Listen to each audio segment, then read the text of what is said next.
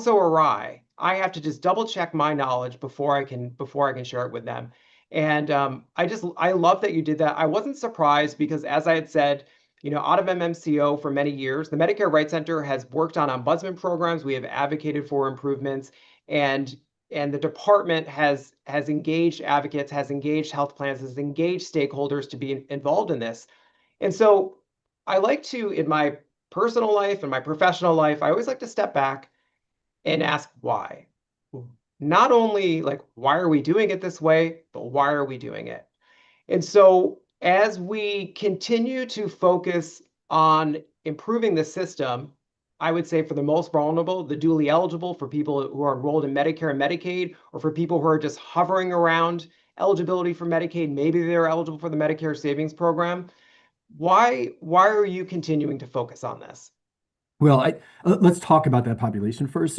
There are 12 million low-income older adults and people with disabilities who are concurrently on Medicare and Medicaid at the same time. But it's this like incredibly heterogeneous group. Like it's a lot of older adults, right? But a third of that population are under the age of 65. It includes nursing home residents, includes people in their own homes. It includes people with physical disabilities, intellectual developmental disabilities, serious persistent mental. I mean, it's this like this great array of different populations. So whatever mental image you have in your head of someone who's dually eligible, it is like limited and wrong to some extent because it's just such a broad group.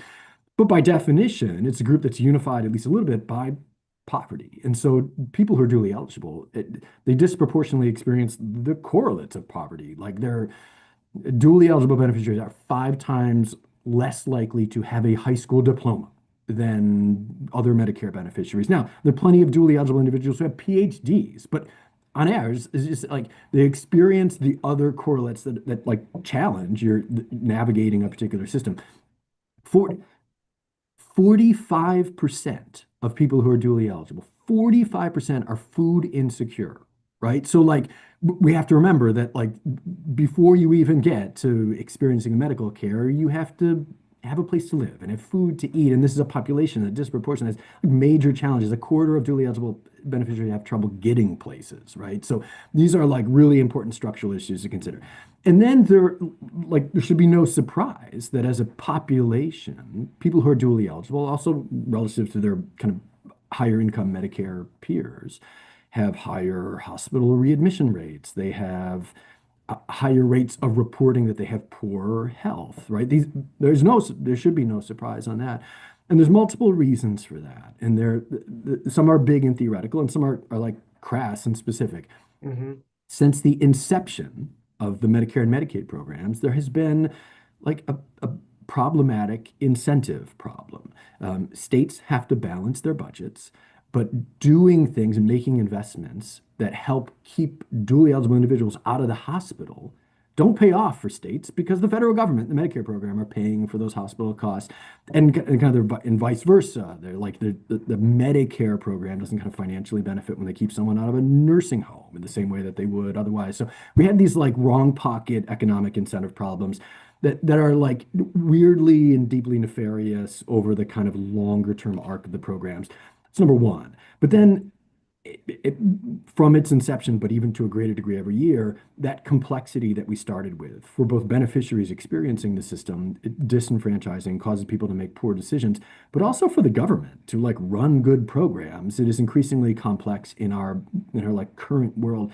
And then emerging over the last 20 years, we have this, I guess, increasing misalignment of resources, and that manifests itself in two ways. One is um, so I'm sorry for getting technical, but most dually eligible individuals are not responsible for paying Medicare cost sharing, right? The 20% for a Part B service, the deductible for when you go to the hospital. And instead, it's the state Medicaid agency who's responsible for paying that. But because of some quirks in federal law, state Medicaid agencies don't have to pay those amounts in many cases. So we often have physicians and others who get paid 20% less for serving low income people than serving high income people. And that's a form of, I think, systematic and social injustice that we too often kind of ignore in the Yeah. system. And then emerging over the last couple of decades is that we increasingly have value-based purchasing types of alternative payment structures where we put providers at risk for having better outcomes. And I think that we've learned over time that those systems, I think, intrinsically and inherently end up punishing safety net providers who just serve a more difficult population. And so we end up in this cycle where we're directing more resources to those who have chosen not to serve low income populations and diverting resources from those who have. And these are like nefarious cycles that we have to be, I think, really intentional and conscious about breaking. And so there are like challenges with this population at every level, from like the theoretical high level to like the very specific experiences about how people interact with their programs and how providers get paid in these programs. And each of these needs its own interventions to try to meaningfully make a difference. Yeah, and Tim, to go back to your point around poverty and the experiences of people who are dually eligible. So the majority are very, very low income, uh, still living in the community. But when we're talking low income, we're talking about, less than $1,400 a month.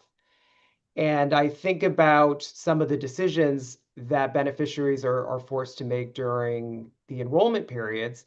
And it's pretty common for someone who's dually eligible to consider switching, if they're enrolled in a Medicare Advantage plan, to consider switching to a plan that has an over-the-counter benefit card or has some type of financial card subsidy money that they can cash in to be enrolled in that plan. And it speaks to that kind of perverse incentive that we need. People are trying to enroll folks into their plans, and people are poor and they need money, and that's one way they can access it. And so um, I keep going back to, we've kind of set the safety net so low, Yeah. and people are struggling, and there are all of these pressures that are out there, and we'll dig into this a bit more around integration, because someone who's dually eligible may face a challenge finding a provider, like you said, and part of that, it may be because of the reimbursement rate, or it may become part of network adequacy issues, etc. Tell me, stepping back for our audience that may not be super familiar with integration, we throw that word out quite a bit, and how do you define integration? And is that still a salient term for you, or what are you thinking? Yeah, I think it is. And again, this is a term that means different things in different audiences. But for people who are duly eligible for Medicare and Medicaid, we talk about integrated care. And I think of it in like as meeting two criteria. One is it's a system in which I guess people experience one system more than two. So like inherently you're in both Medicare and Medicaid, but can we make it feel like it's one program instead of two separate programs? And then secondly, can we maximally align those financial incentives more around the person instead of around the two different programs? And we have like different flavors of integrated care, none of which get perfectly to solving those two criteria, but each of which like tend to walk us a little bit closer. Many of these are in capitated managed care for various reasons. The Medicare Rights Center just published recently some case studies on integrated care for people who are dually eligible. They're really good. In it, each of the documents you publish, they call integrated care a work in progress, and that's a term I heartily endorse. We have some promising evidence that integrated care improves access to primary care, it reduces nursing facility placement, it correlates with higher overall satisfaction relative to other forms of coverage. But we have, at best, we've only partially achieved like the real vision for what it can be. Well, Tim, it just made me think about when I started this work, we were counseling folks, and I was learning, like, what's a DSNP, which is dual special needs plan. And when, I began, over, 15 years ago, there was very little integration or coordination for DSNPs. And we've seen that change over time. And, thanks to you and MMCO and other policymakers, we've seen improvements. But going back to DSNPs, what are your thoughts about DSNPs? What is the potential there that we haven't realized? What do you think the strengths are? And what else do you think about it? Like, what's coming? What do you think is next? Well, I think I am embarrassed by the alphabet soup of acronyms that in part I helped create, so I like apologize to the broader world for it. I think in this case, though, we can step back. There are millions of people in both Medicare and Medicaid who are in managed care. This is true on the state Medicaid side, often because state Medicaid agencies make it mandatory for people to be in managed care products. And it's true on the federal side. It's not mandatory, but as we know now, more than half of Medicare beneficiaries have chosen to be in Medicare Advantage. And so I'm like agnostic on is managed care good or bad, but it's the air that we breathe now, and we need to make it work as well as we can. So I, it's a cop out, but I tend to think less about like are D-SNPs the answer and more about the reality that like we have millions of people who have chosen to be in them. And so we have to improve on what it delivers. And I think that starts with simplifying the market. Again, my apologies for like the confusion that in part maybe we have created at CMS. But we now, 15 years ago, we operated in a market where it seemed like most managed care sponsors were avoiding low-income populations. Now we're in a market in which low-income populations are much more likely to be in managed care now. And there's a very maybe excessively vibrant market of plans that want to serve that population. There's pros and cons to that, but I think we need to figure out ways, the broader policy community, to figure out ways to simplify that because it has become too overwhelming for people. And then I also think we need to ensure that every dual eligible focused health plan also delivers on the Medicaid side of the promise. And too many D-SNPs offer either zero or minimal coordination with the Medicaid benefits that people receive. And like we need to find ways to change that and make sure that every plan is helping people access the full range of services to which they're entitled. Well, forgive me if I go a little too technical here with some acronyms, but I do want to talk about, and I'm sure some of our audience members want to hear about the financial alignment initiatives, the MMPs, which were special plans that coordinated Medicare and Medicaid. Full disclosure, the Medicare Rights Center had worked on the New York's demonstration, which was called FIDA, which is a financially integrated dual eligible plan. There were things we loved about it. There were challenges. I'm sure FIDA is not at the top of your list, but Tim, could you just take a moment and reflect on that demonstration? And how many years did it last? Was it 10 years, 12 years? Yeah, it was a decade before we kind of like we CMS kind of graduated them into some other types of products. Yeah, we CMS at the time created new types of health plans that were intended to be kind of like the most pure possible version of what integrated care could be for people. We had some great successes, we had some great setbacks and great learnings in that part. And I think there are like multiple things that can and have been extended now into like the non-demonstration world. And I'll give you three things that I think are really important to carry forward from that work. One is that this seems so tiny, but when people are enrolled in managed care for both Medicare and Medicaid, oftentimes they get two different ID cards, right? They might be enrolled with two different companies. They get two different handbooks, right? Like, and so before you even access anything, you're kind of faced with this like dueling and confusing reality. And in the context of these integrated care products, we created what we called integrated materials. So people got one ID card, they got one member handbook, they got one provider directory. It seems so small, except I think really profound in how people like initially interact. And the great team that is still at CMS has found ways to make that almost normative in certain types of programs around the country. That's number one. Number two, for a real change in how people experience their health care, we need everyone in those health plans to be receiving all of their Medicare and Medicaid services from the same organization. We call that exclusively aligned enrollment to introduce even more jargon here. But it's the only way you can have real meaningful accountability for the plans, and you can really like simplify the experience for people. So getting more of the Medicare Advantage D-SNP world to have that exclusively aligned enrollment, I think is a really important kind of structural priority to carry forward. And then third, 15 years ago, There was Mm. almost zero coordination between the state Medicaid officials who oversee the Medicaid program and the federal officials who oversee the Medicare Advantage program. What that meant was like we would step on each other or we would miss opportunities to hold the health plans accountable.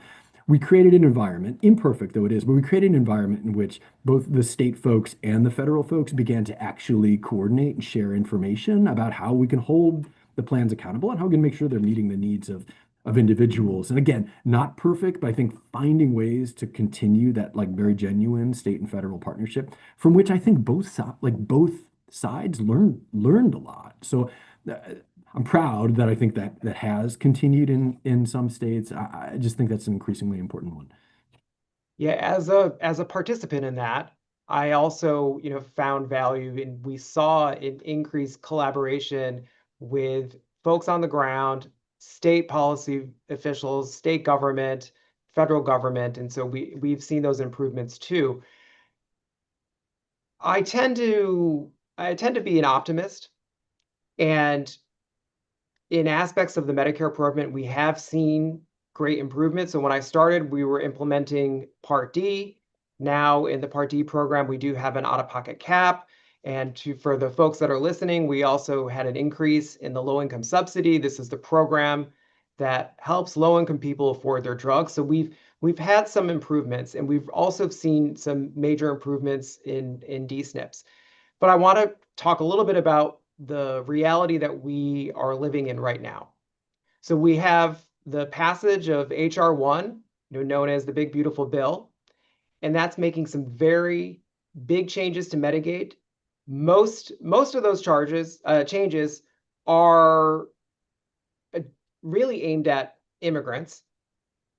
And we've heard claims that older adults and people with disabilities were not going to be impacted by HR 1. This is a little bit, I'm kind of leading you down a path here, but what's your take on it? What are you concerned about?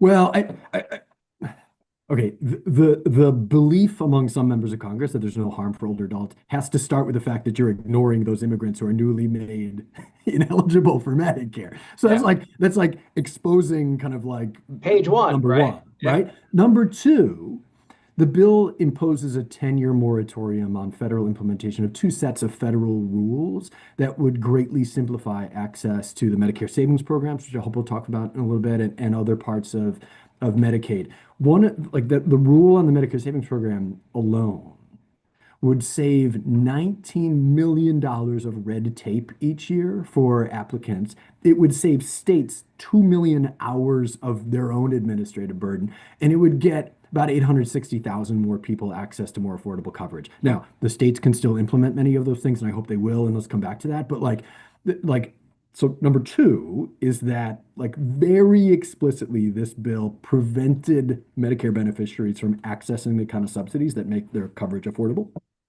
It also like vastly expands the administrative state, and there's unambiguous harm to Medicare beneficiaries from that action. Third, there are hundreds of billions of dollars in Medicaid cuts, as you know. If those are fully implemented, there is a very high likelihood that results in downstream cuts to the kinds of programs that support people to live in their own homes, those home and community-based Medicaid programs, for various reasons. So that is like a future concern that we should have our eyes wide open to. And then fourth, many of the health provisions focus on work reporting requirements to be eligible for Medicaid or every 6-month eligibility redeterminations for certain types of people who are on Medicaid. There's a very real risk of direct harm to some older adults and people with disabilities. And our friends at the National Health Law Program have done a really great job of kind of helping shine a light on some of those. But there's also real risk of indirect harm. We know that, there are amazing people in state government, right? But they are constantly strapped for resources, and just I, I'm very concerned that their attention has already focused to implementing some of these new requirements at the potential cost to making it harder for other populations to get expeditious enrollment into Medicaid. Right. So I just think there's a bit of a balloon squeezing here. And unfortunately, if we squeeze it away from these populations, I think there's an indirect cost to that too. So all of these, Like all of these are very real risks and in some cases very immediate harms to Medicare beneficiaries. You know, as devastating as the COVID pandemic, has been, we did experience some policy changes that came out of the public health emergency that were very positive. And I'm wondering, during this time too, as we're bracing for the implementation of these Medicaid cuts, is there any glimmer of hope of reimagining what's possible? And, for your own reflections on the public health emergency, what did we learn from that? How much has been retained? How much are we losing right now, and can we get it back? Do you have thoughts about that? Yeah, I don't want to grasp for that silver lining. Here's one. Even while it is critically important that folks in the advocacy community kind of defend against the worst possible harms of the next few years in implementation of HR1, we still have many opportunities to simplify the way people access Medicare and Medicaid for other populations. You have led the work to do a lot of that in New York State by simplifying, removing the asset test as it applies to the Medicare Savings Programs, for example. You are in New York, where anybody who's on supplemental security income or SSI, low income people with disabilities, older adults, anyone in SSI in New York is automatically enrolled in Medicaid. Hmm. I'm in Virginia, where anyone on SSI is not automatically enrolled in Medicaid. They have to separately file an application, even though 99.9% of them are eligible for Medicaid. And so I'm in a place where like I hope the Commonwealth is asking itself like hard questions right now, like do we need to be reviewing 150,000 Medicaid applications every single year at the same time that we have for SSI recipients, at the same time we're taking on these incredible new challenges. And so I do hope, or do we have to be applying some of like the hardest to implement asset restrictions for enrollment in the Medicare Savings Program? I hope states are asking themselves these questions like, can we simplify something elsewhere in our system? Maybe something that Yeah. we should have simplified a long time ago for the purposes of freeing up resources to implement some of these new challenges. And I do think we learned some like really important things through the pandemic. We More jargon. States have certain abilities to automatically renew people's Medicaid eligibility. We call that ex parte renewal. Hmm. And through some great work by people on the technical side of the house in what was previously known as the United States Digital Services, we made some like really meaningful progress, and the states made meaningful progress on improving their ex parte renewal rates. And these sound like really bureaucratic and abstract concepts, but that's like thousands of people who didn't lose their eligibility when it Yeah. came up for renewal. And that's like really meaningful impact on people and the providers they serve them. So yeah, I do. There are silver linings from this, just like there are good things that came out of the pandemic. Hmm. And I think like increasingly asking ourselves the questions that you asked for many years, but in some states we just haven't asked about how we can simplify the system. I hope that's a byproduct that comes from all of this. Yeah, I often say, it can be really annoying, frankly, to have to be spending resources enrolling the same people over and over because there hasn't been a systems fix. And I know in New York, we're trying to advocate for a benefits enrollment system that integrates eligibility because, well, if anything is clear now, we know the data's out there. We know that the state and the federal government have lots of data that can be looked at and checked. And so why are we making people jump through multiple hurdles? The Medicare Rights Center, we participated in a task force at CMS on the Medicare Savings Program. And that's the program where, I cut my teeth doing this work. And the number of administrative hurdles someone has to jump to get enrolled into the program is just incredible, depending on the state you live in. You could have, a page application you have to fill out. It has to be paper. In other states, you can do it this way. We just launched an online application in 2026 in New York, which is great, but it took us a long time to get there. And so thinking about the Medicare Savings Program, I see it as an anti-poverty program. It lowers people's drug costs and increase their Social Security. I want you, first of all, I'm going to set you up here. I want you to take a little bit of a victory walk around some of the policies that were, implemented to improve MSP access, and then also reflect on why is it so difficult to connect people to these programs, and what might you be focusing on in the future?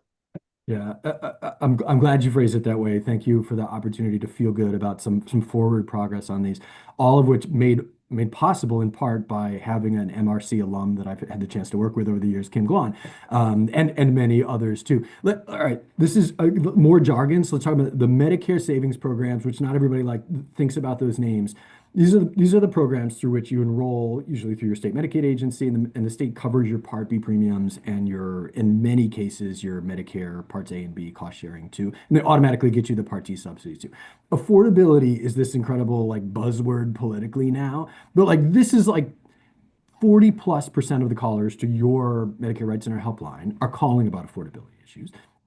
More than a third of Medicare beneficiaries report delaying care or going without care entirely because of cost-related issues. And these are like disproportionately acute for people with disabilities, for whom more than a third report having trouble paying a medical bill in the last year. So like these are like so concrete. There's lots of ways to reduce cost burdens, but the most direct one are the Medicare savings programs because for the reasons we talked about. And it's not just improving access to your medical care, but I love the way you framed it. It's about anti-poverty. It's an economic security program. We forget this stuff, but most Medicare beneficiaries pay $202 a month now for their Part B coverage alone. If you're at the poverty level, that's more than 15% of your income. So you're living on $14,000 a year to begin with. And then we take 15% of it out just to be enrolled in Medicare and have coverage. And God help you if you go to the hospital and have to pay the inpatient deductible. So these are like enormously impactful things that are poverty programs. And to some extent, in our healthcare world where we've been so obsessed with talking about like social determinants of health lately, I think it's important to think that like getting people in Medicare savings programs is like our biggest social determinants of health intervention Mhm. out of CMS too. So these things are profound and important. But for all of their importance, there are literally millions of Americans who are eligible to be enrolled in the Medicare savings programs, but are not. And they're having that $202 deducted from their Social Security check, and they're foregoing care or forestalling care because they can't afford the cost sharing involved in that. So like, despite the amazing work you have done, like this is a social failing that I think we should look in the eye, and it has many causes. One is that I think we still have limited awareness of these programs, and that's to some extent a byproduct of the weird federalism dynamics at play. But a lot of it is just the sheer complexity of the application process itself. And so you know this, but states have opportunities to greatly simplify it. You have shown the way in New York. But this is, I'll be really clear, this is not like a blue state phenomenon. Like Yeah. Louisiana has done a lot of the same things that New York has done to simplify access to the Medicare savings programs, as have many states around the country. But many more still have a long way to go. So if you're a governor, if you're a mayor, if you're anybody who cares about poverty among older adults and people with disabilities, you really have to think about these like ways to simplify. So we can like a dent in senior poverty. We can improve access to care, and we can like make government simpler to administer, all without inventing a new program, just by Yeah. making it easier for people to get into something that Congress already created for them. And so, like you, Fred, I obsess over this because it solves so many social problems all at once, and we don't have to create something new. We have to make something easier. And so Tim, a couple years ago, I was celebrating a federal rule and annoying everyone in my office, asking them questions about, do you know how states are using the information that Social Security sends to the state Medicaid agency to enroll them in the Medicare Savings Program? Who's doing it really well? Who's not? Wasn't a lot of information out there. And then HR 1 comes along and puts a moratorium on it. But states can still move forward and help more people enroll into the MSP by using the information that they receive every month from Social Security. They could still work to improve this system, right? They don't have to Yeah. stop the A- work. Absolutely. Congress put a moratorium on the federal government from enforcing certain rules that were meant to simplify the programs. They didn't stop what states have always had, which is the opportunity to um, essentially simplify various aspects of the eligibility process, period. And number two, as you're alluding to, like some people apply for certain subsidies through for the Part D program, and it's totally separate. It's crazy that we create a system this way, but it's totally separate from the system where you get subsidies for the Parts A and B programs. Congress kind of tried to address this by telling the Social Security Administration to share all of their information with the state Medicaid agencies. States have not totally maxed out their ability, in fact, they haven't maxed out at all, their ability to use those data for the purposes of helping people enroll in programs. There are many very technical reasons for that, but it remains like this really important opportunity. Um, and so there's just so much more we can do. Some of this has to be on the state, some of this has to be in the civic tech community, but some of this has to be like us thinking about policy variables too. And maybe we just need to simplify the system instead of like inventing workarounds for processing new data. I think all need to be at play if we're serious about getting people more affordable healthcare and helping them like access the programs that Congress designed for them. Yeah, I do have a lot of empathy for folks that work in the state government who are implementing these programs and trying to improve and implement new policies. And then all of a sudden you realize that because Medicaid eligibility is so complex and data systems that they're dealing with a lot. So sometimes, as advocates, we sit down and we say, okay, this is what you need to do better. We want to see this. This is what the problem is. And so you've been on the receiving end of, requests from advocates. And you also now in your new role, where we're going to talk about that, you're going to be probably sitting with members of Congress and policymakers. So what do you think a member of Congress needs to hear or better understand? And then a follow-up to that is like, what advice do you have for advocates out there, whether they're at the state level, so maybe they're involved in a state coalition, or they may work for a national organization? Like, what advice do you have for advocates? And is there, I mean, I granted you'd be sharing a tip with, nearly 500 people, but what tips do you have? Well, I think it's important for us to remind policymakers, right? Like it is so when we're sitting here doing it, it is so easy for us to criticize these public programs. But both you and I know that Medicare and Medicaid are profoundly successful, right? Like they're amazingly impactful programs. So I never want our critique to be perceived as like, like we should throw these things out or reinvent them. They're amazingly successful. And their successes, I think it's important to remind ourselves, like we should think of them as investments, right? They're not sunk costs. When we spend money to get dental services for someone or help them get out of bed in the morning and Mhm. navigate the world, those are investments. And if we want like a vibrant and competitive workforce, we need to make investments, not just in healthy people. We need to make investments in everyone. And this is a big part of how we do it. I just think like, number one is we have to remind ourselves that these are incredibly successful interventions. If we had this conversation 60 years ago, we'd be talking Yeah, about senior poverty in like a completely different way because yeah. these things didn't even exist. And so, number one, step back, like these are incredible and important programs, but they are too complicated. And like that is not look, I was a pointy-headed bureaucrat for a long time, like, but the complications are not the fault of some deep state boogeyman. Like a lot of them are because of the policymaking process and the kind of like policy kludges we have built over the years. And so I do think we need to remind policymakers that sometimes like inventing the new thing isn't like as important as simplifying and fixing kind of like the existing programs. And that's a really tough like message to deliver to people.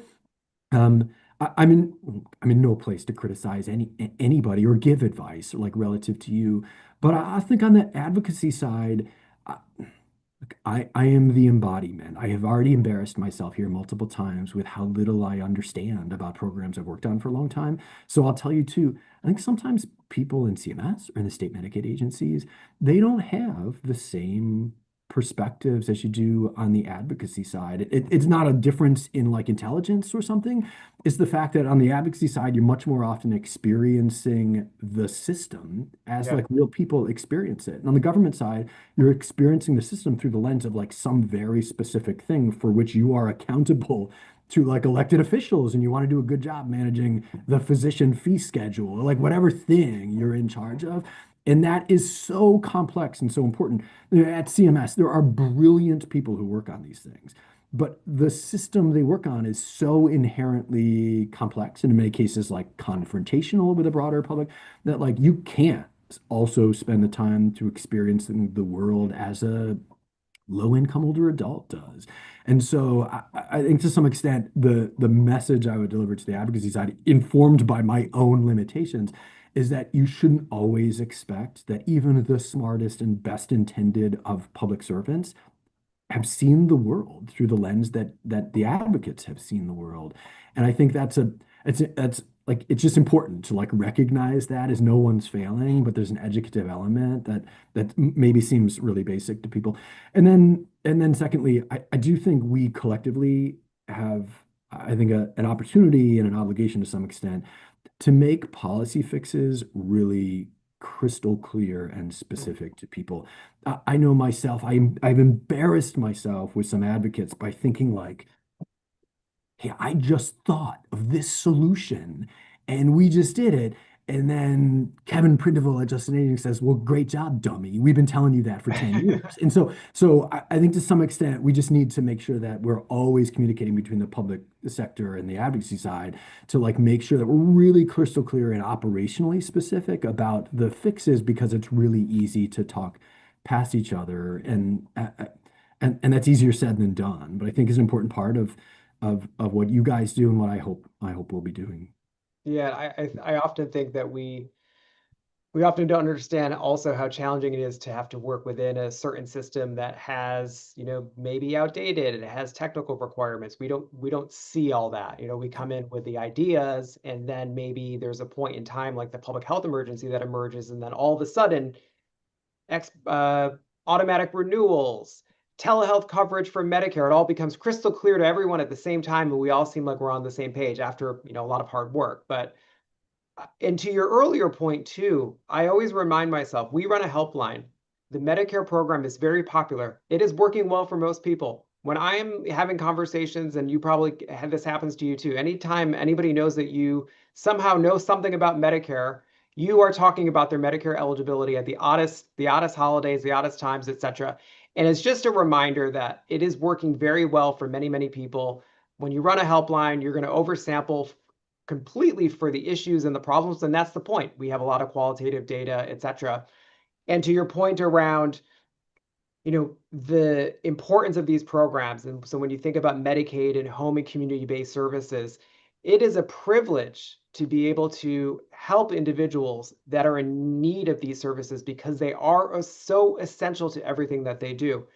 Um, Tim, Fred, we talked about some of these in the context of like economic security and yeah, anti-poverty. I think we should think of them too as civil rights programs, right? yeah. For people with disabilities, their ability to interact with the community are like very often derivative of what they can access through Medicaid coverage. So like you cannot overstate how important these things are. They are not just healthcare programs. They are programs that are affect Americans' ability to like interact with dignity and independence in their communities. And we can't emphasize that enough. Well, and that's why it really stood out to me, Tim, when I learned of the launch of the Aging and Disability Health Policy Lab, that you say in it aging and disability. It is crystal clear. So, can you tell us a little bit about that? A number of us are very excited to have a new entity out there advocating for reform. So, tell us what it is. What are you going to be focusing on? What are you excited about? Yeah, thank you for that. We have a new endeavor. You named it well, the Aging and Disability Health Policy Lab, where our mission is to improve access to healthcare and long-term service and supports for older adults, people with disabilities, by advancing good public policy. We'll do that work at the state level, we'll do that work at the federal level, and we'll do it in a totally nonpartisan way.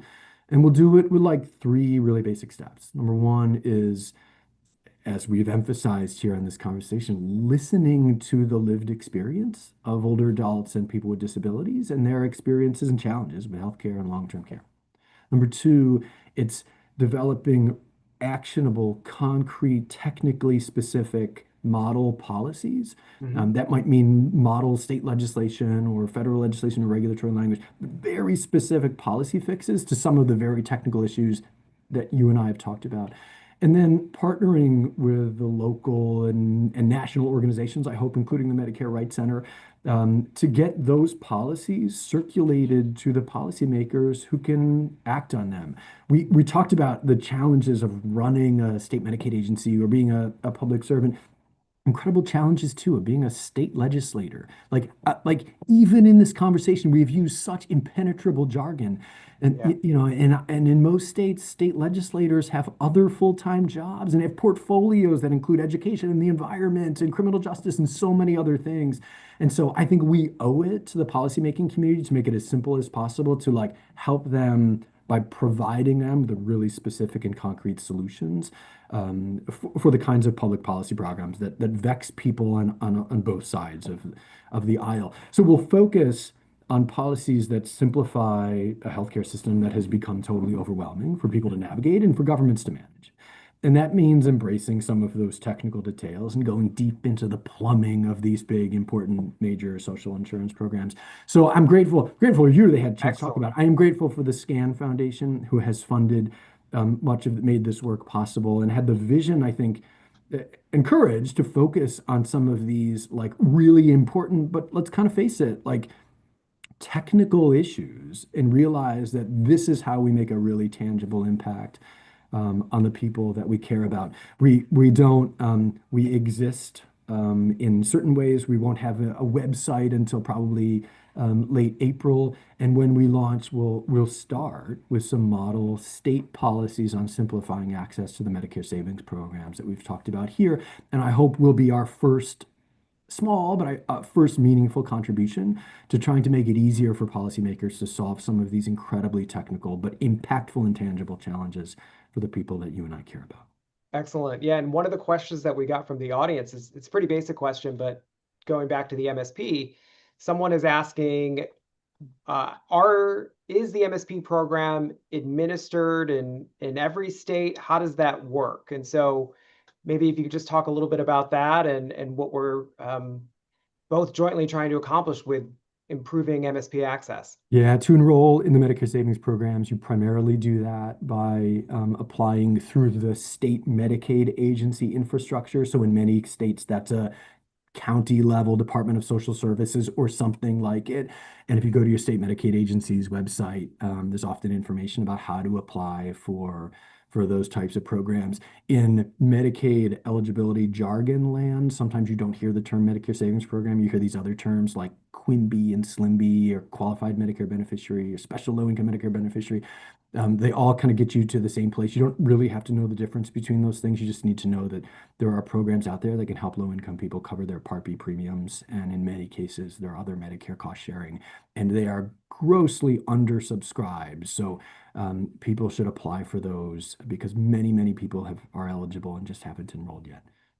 Yeah, I often forget when one is so steeped in this information that there's nothing simple about it. Like just hearing Quimby, Slimby, QI, and as you mentioned, the fact that state legislators and also state agency officials have to understand these programs, implement these programs, and something that may seem like a minor tweak actually is a little tricky. And Yeah. most of the time that we've spent was just around educating around the importance of the MSP, why it needs to be expanded, why people with Medicaid all of a sudden when they turn 65 have to manage a very tricky transition into Medicare enrollment, et cetera. And so, yeah, I guess Fred, wait, we be remiss. There's one other important piece of advice that if you're lost on yeah. that, I encourage people, you can always contact your local SHIP, Senior Health Insurance Program, Yeah. but you can also call the Medicare Rights Center Oh, there you National go. Helpline at 1-800-333-4114. That's 1-800-333-4114. You call on a Thursday morning, Oh, you just may get a really skilled volunteer. and make sure to bring a very technical question to that volunteer. I think on that note, Tim, I just want to thank you for spending this time and for all of your work. We're really excited about what's coming next. Just to step back, MMCO has put billions of dollars back in the pockets of the lowest income older adults and people with disabilities in this country. And so I just want to thank you for your service at MMCO and the fact that we can continue to partner together to expand access to these important programs and more. So just Tim, thank you so much, and excited to see what Fred, happens next. thank you, and thank your entire team who do amazing work and have taught me so much and so many people so much. So thank you, Fred, for the opportunity to be here and the opportunity to work with you, but so many other great people at the Medicare Rights Center. Great. And thank you everyone for joining. See you soon.